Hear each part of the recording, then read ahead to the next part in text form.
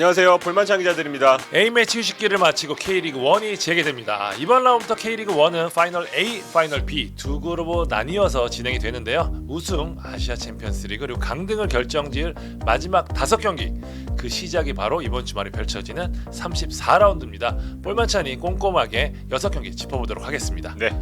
첫 번째 경기입니다. 1일 오후 2시 서울 월드컵 경기장에서 열리는 서울과 대구의 경기입니다. 서울과 대구, 대구와 서울 3연전의 두 번째 경기를 펼칩니다. 지난 9월 18일 K리그 1 정규리그 최종전에서 맞붙어서 당시엔 대구가 3대0으로 완승을 따냈습니다. 네. 이전 리그 두 경기에선 서울이 모두 승리. 그러니까 올 시즌 상대 전적에선 서울이 2승 1패 좀 앞서 있지만 세 번째 경기에선 패했다는 점 말씀드리고요. 이번이 네 번째 대결입니다. 그런데 여기서 끝이 아닙니다. 이날 경기 나흘 뒤에 다시 대팍으로 옮겨서 FA컵 준결승전을 치릅니다. 양팀 선수단, 팬들 입장에선 지겹도록 만나게 되는 셈입니다. 기세는 아무래도 가장 최근에 승리한 대구 쪽이 우세하다고 할 수 있겠습니다.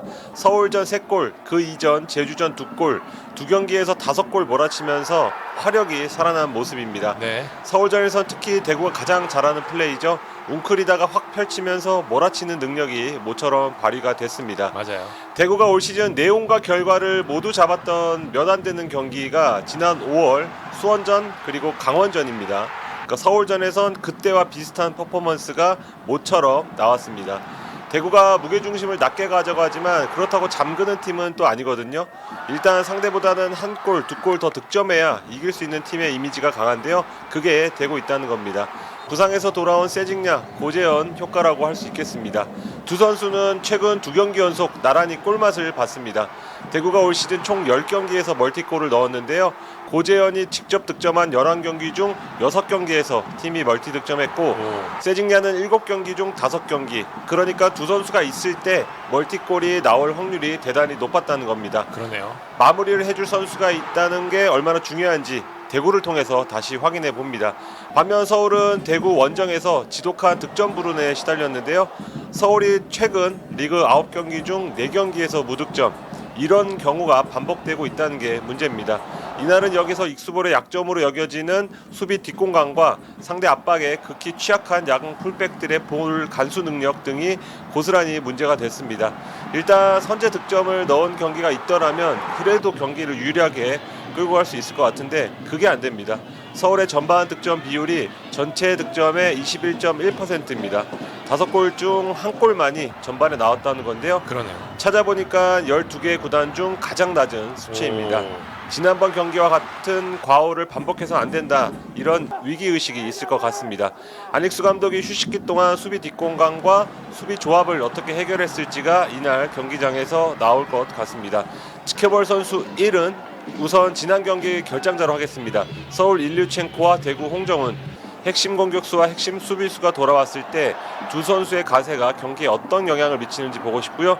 지켜볼 선수 2는 서울 정현철과 대구 이진용을 하겠습니다.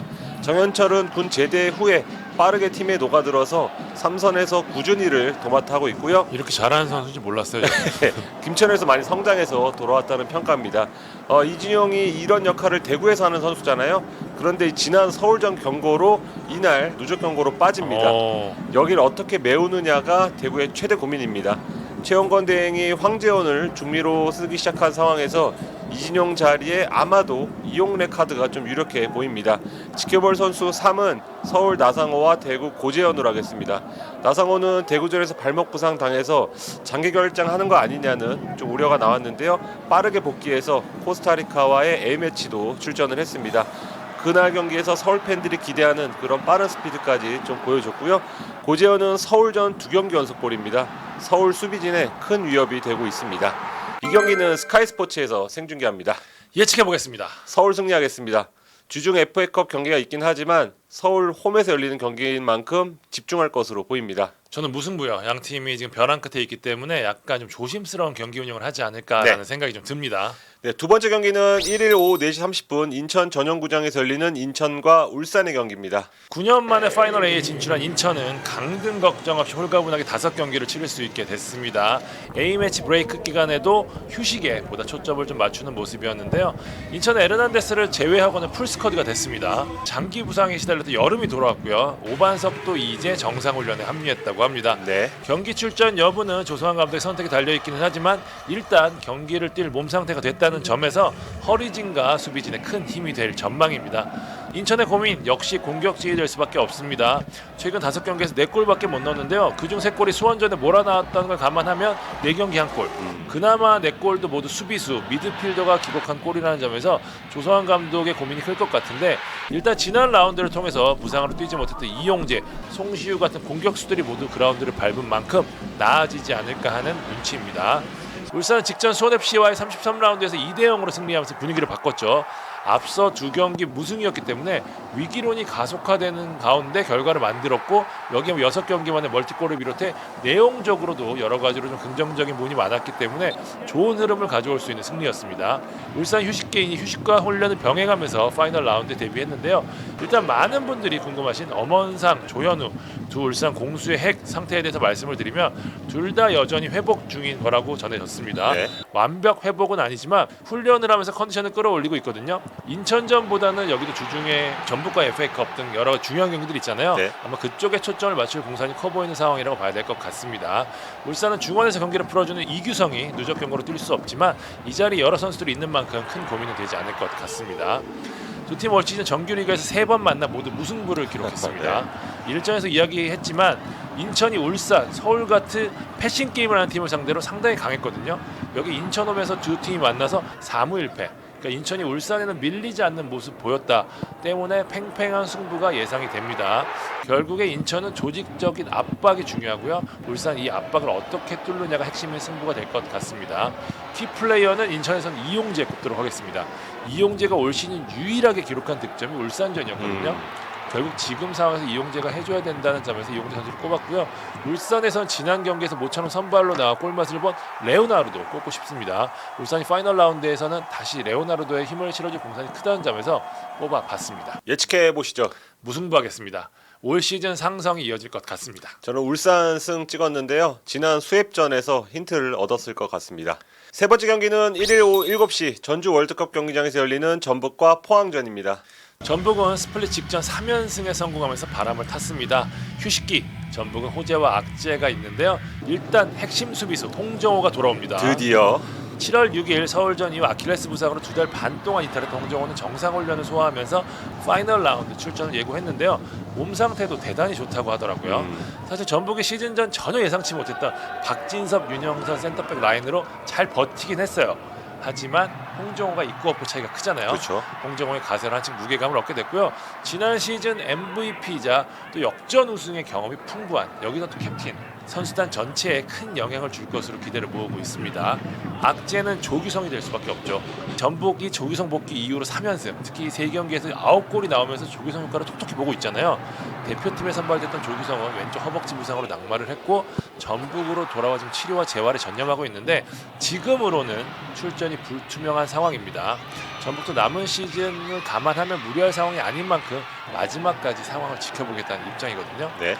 3위 굳히기를 노리는 포항으로 가도록 하겠습니다. 스틸야드 문제로 낮에 치러야 하는 홈경기보다는 역시 원정 사이클이 좀 더 편할 수 있다는 얘기들이 나오고 있는데요.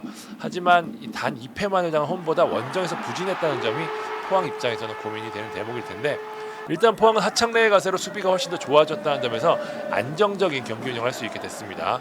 휴식기 동안 포백 라인이 더 호흡을 맞춘 만큼 수비는 포항의 큰 장점이 될 전망이고요. 전북전 고민은 아무래도 미드필드가 될 것 같아요. MVP급 활약을 펼치는 축신 신진호의 파트너가 문제인데 최근에 이승모가 중용을 받았는데 부상으로 이제 남은 시즌 출전이 어렵거든요. 그렇죠. 이수빈 또 최근 엔트리에서 계속 제외를 됐고 신광현을 올려서 신신 듀오로 쓰자니 오른쪽 공백을 메워줄 박승욱 출전이 불투명하거든요. 박승욱 선수는 정상 훈련을 하고 있다고 합니다. 김용환은 감각적인 문제가 있기 때문에 여러 가지로 좀 고민이 될 것 같은데 허리 쪽을 어떻게 택하는지 김기동 감독의 선택에 따라 포항의 라인업은 일부 변화가 있을 전망입니다. 네. 올 시즌 양팀 3번 만나 1승 1무 1패로 팽팽했습니다. 재밌는 게 전북은 포항전 결과로 이어진 여파가 있는데 첫 경기 패하고는 3연패를 했고요. 두 번째 경기 이기고는 3연승을 했고 세 번째 경기 비기고는 3연부를 했습니다. 네. 이번 경기 어떻게 될지 보면 전북팬 입장에서 파이널 라운드 결과를 예측할 수 있을 것 같아요. 이기면 3연승 할 수 있고. 그렇습니다. 예. 전북에서는 최근 3경기 5골을 폭발시키고 있는 바로우를 포항에서는 올 시즌 전북전 2골을 넣은 정재희의 활약에 주목하고 싶습니다. 두 발빠른 윙어의 속도가 승패를 가를 것 같습니다. 예측해 주시죠. 무승부하겠습니다. 예, 전북 조교성이 설령 뛴다고 하더라도 100%가 아니라는 점에서 쉽지 않은 승부가 예상됩니다. 저는 포항승 하겠습니다. 조규성 불투명 키워드에 꽂혔습니다. 2일 경기로 가도록 하겠습니다. 오후 2시 제주 월드컵 경기장에서 열리는 제주와 강원의 경기입니다. 네, 파이널 라운드 1라운드에는 야구의 더블헤더처럼 열리는 경기가 덜어 있습니다. 서울 대구전이 그렇고요. 제주 강원전이 그렇습니다. 지난 9월 18일 두 팀은 춘천에서 맞대결을 펼쳤는데요. 강원이 홈에서 2대1로 승리하면서 3년 만에 그룹 A 진출권을 획득을 했습니다. 반면 제주는 남길 감독 연장 계약 직후에 치른 경기라 소위 재계약 효과를 기대했을 법한데 무기력했고요. 이 경기 결과로 인해서 강원에 1점 차 추격을 허용했습니다. 제주는 전력상으론 강원보다 우위에 있다는 평가지만 이상하리만치 강원만 만나면 약합니다. 올 시즌 3번 만나서 1무 2패, 승리가 없고요. 마지막으로 승리한 게 2019년 5월입니다. 그러니까 남길 감독 부임 이후에 강원전 승리가 없다는 말이 되겠고요. 신기하네요. 예, 상성상 최용수 감독이 이제 남길 감독과의 지략 대결에서 7승 3무 1패 우위입니다. 여러모로 두 팀의 상성은 눈여겨볼 부분이라고 할 수 있습니다. 홈팀 제주 얘기를 계속해보면 흐름이 좋지 않습니다.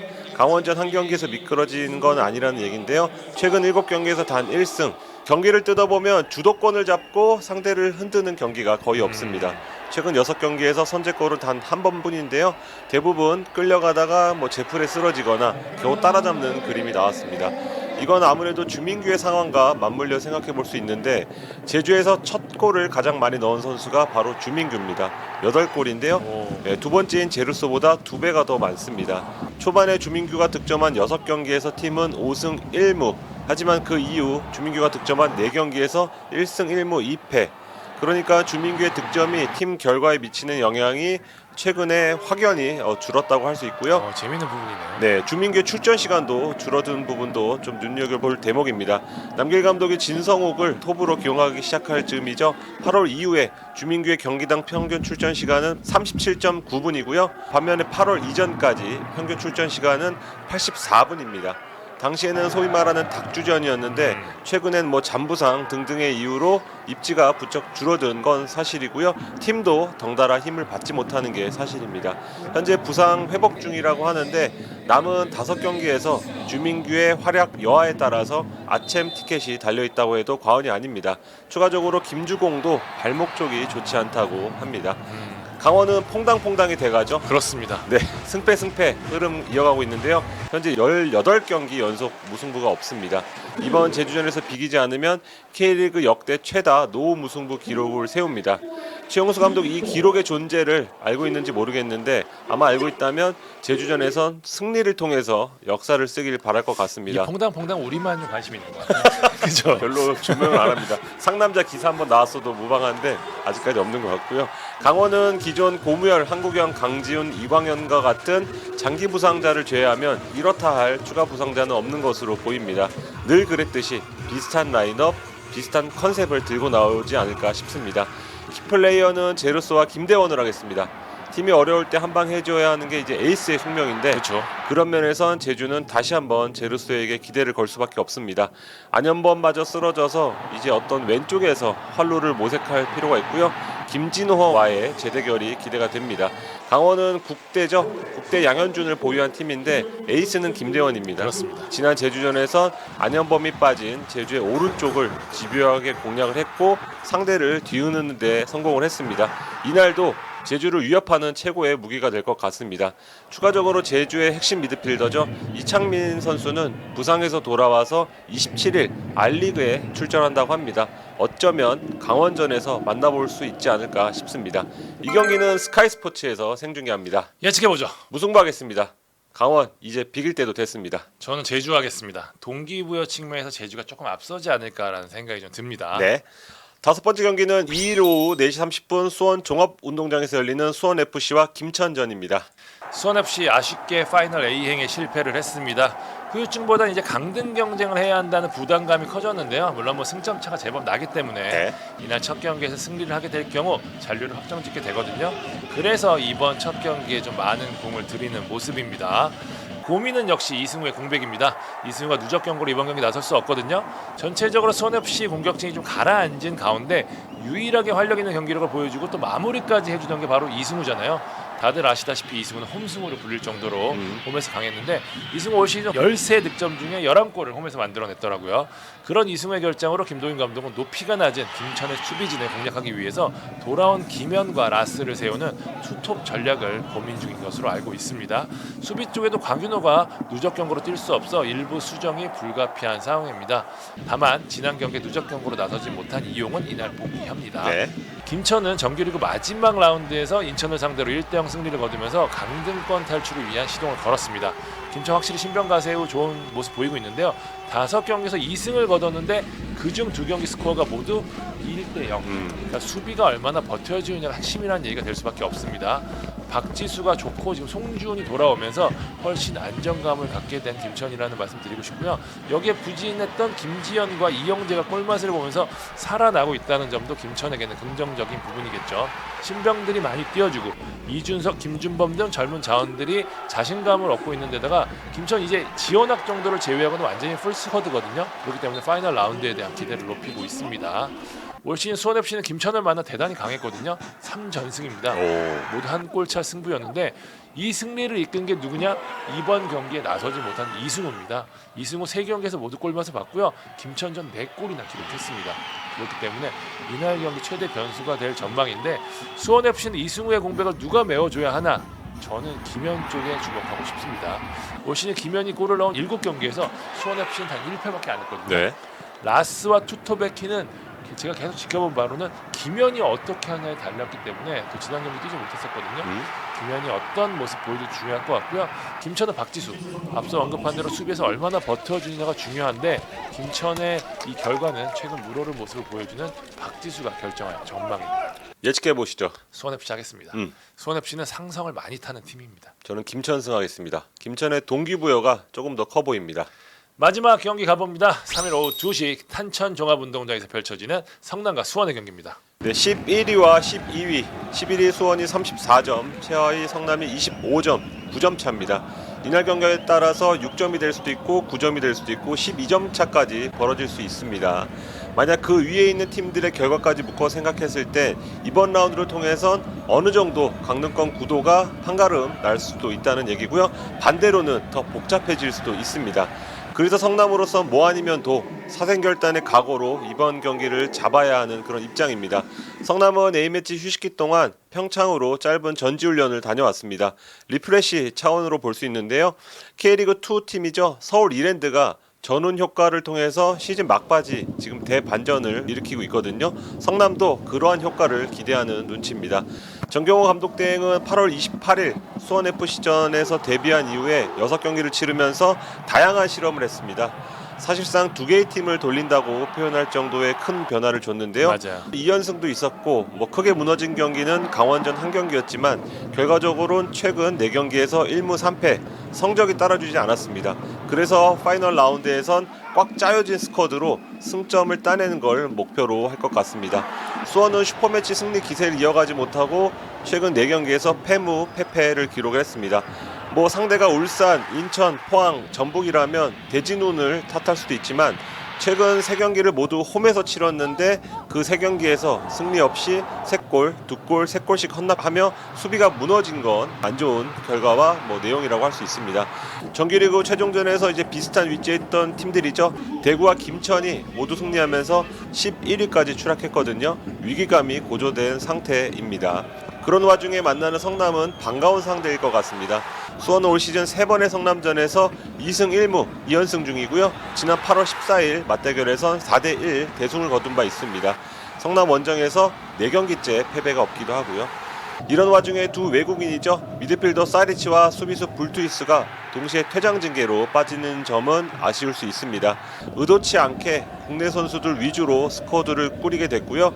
중원은 지난 슈퍼매치 때 가동한 이종성, 정승원, 유승우로 꾸리지 않을까 예상해 봅니다. 네. 성남은 주전 센터백 김지수 복귀가 어려운 점을 볼 때는 연재훈을 어떻게 활용하는가가 관건으로 보입니다. 최근에 센터백 썼다가 수비형 미드필더 썼다가 바꾸고 있거든요. 이날 어디에 쓸지 한번 지켜보시고요. 그래서 성남에선 연재훈을 키플레이어로 하겠습니다. 안정감을 불어넣어줄 선수가 필요한 팀이 성남이고, 수원에선 이종성 마찬가지 이유입니다. 그리고 성남은 이종성이 얼마 전까지 머물던 홈팀이었잖아요. 맞아요. 네, 감회가 남다를 것 같습니다. 예측해 보겠습니다. 무승부하겠습니다. 이번 라운드에서 멸망하는 팀은 없을 것 같습니다. 저 성남으로 한번 걸어보겠습니다. 네. 성남 홈에서는 제법 단단한 팀입니다.